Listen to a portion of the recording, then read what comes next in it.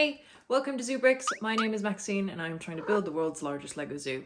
In today's video, however, I'm going to be doing some prep work for the Bricktastic show, which is in Manchester in February. It is the largest Lego show of its kind in the UK. It is a paid for show, so you do have to buy tickets for it, but it's at a huge kind of venue in Manchester, and I think it's on the 24th, 25th of February. So I'm actually going to be preparing a little exhibit to go there. Unfortunately, I couldn't get a designated table of my own. However, I have just become a member of our local Lego user group, which is called Brick Alley. They sent me out this really cool little member brick, and they've actually got a stand at the show. So what they're going to be displaying this year is very similar to what I showed you guys in the Shildon Brick Show thing, which was like a tapestry stand. Now, a tapestry, if you don't know what it is Lego that's made into like an artwork. So it kind of looks like a picture from a distance. Obviously up close it's quite pixelated, but when you stand far away it's really effective. So I've got an idea of what I want to do. Obviously it's going to be animal related, and I'm going to put a little ZooBricks name on it to try and get a little bit of press for the channel. So of course, out of all of the animal figures that I've got, one of my favorite ones is this little guy. So this is like Trash Panda Girl. And it comes with a little bag of rubbish and a bin. So this is where the Trash Panda lives. And I just think it's a really, really nice little set. And the other reason why I have chosen this specific minifigure is because I have lots of grey, lots of black and lots of white.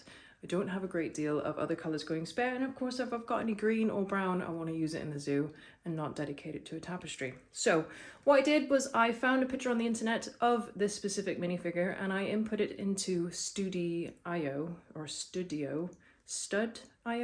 I don't know how you pronounce the name of it, but it's a free software that you can get on the Lego and the Bricklink website where you can actually design sets digitally. And they have this special little kind of plugin called a Mosaic maker, which is where you can input a photograph and it turns it into studs. And then you can mess about with all the little details of it to try and refine it to get what you like. So I popped my little raccoon girl in and this is what I got. I know it doesn't look amazing, but it gives me a really, really good basis to start from. So you can see I've kind of, obviously this is not square, but I know that this is all blank here, but you can see that this is roughly the middle of where the four base plates is going to be. So I can kind of start in the middle and work out. So there's a very small amount of yellow there. But yes, it is mainly grey, dark grey, black and white. I have loads of white, but I'm not sure what I'm going to do with the background. I just think I would like to make it a little bit more interesting, but we'll see what it looks like. And of course this raccoon is going to be in a bin. So this is meant to represent the bin part of it, but I'll just see how it goes as I get on with it. So the specifications for this actual tapestry is that it has to be over 4 32 by 32 base plates. So it's 64 by 64. So it's quite a big piece. So it's quite part intensive. I have no idea how long this is going to take me, but I want to have a really good go of it. So let's get some base plates.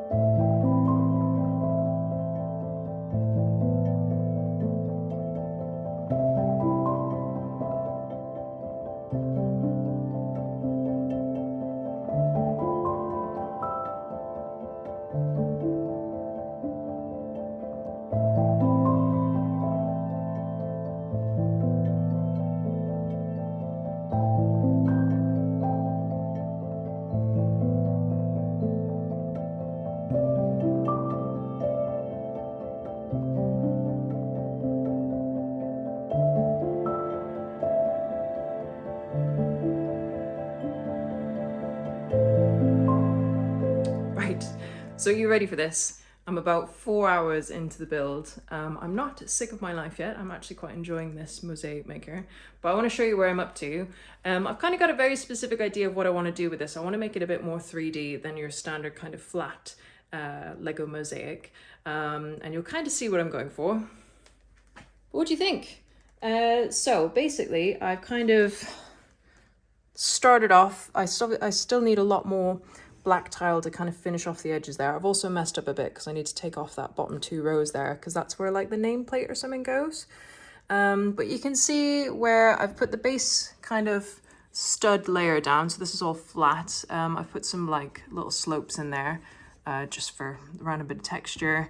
I've added a second layer in a couple of places, but then I've gone really 3D on a few bits. Well, when I say really 3D, a little bit 3D. So his nose sticks out there, which is kind of exactly what the minifigure does. I've got a black inflatable boat, as you do for the mask, which obviously when you stand far away, you can't really tell, but when you look at it from the side, it's a black boat.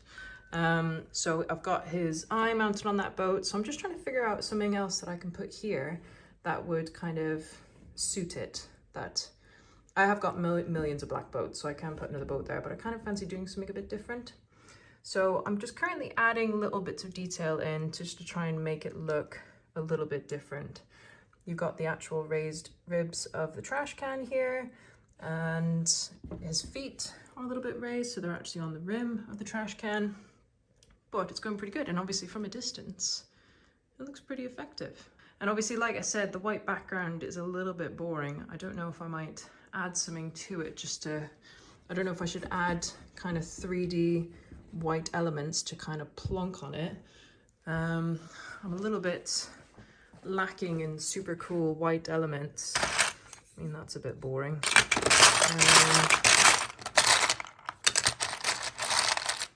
I mean, I have got actually, you know, I tell a lie, I have got like 5 trays of white underneath here.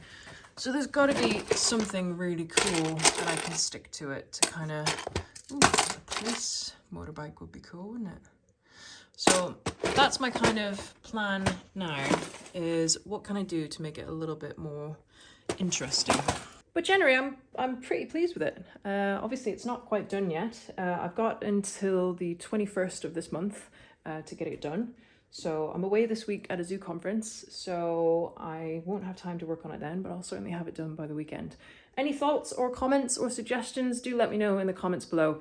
And if you enjoyed that video and you want to see more, don't forget to subscribe to the ZooBricks channel and of course like this video. Thank you so much for watching, and I shall see you soon.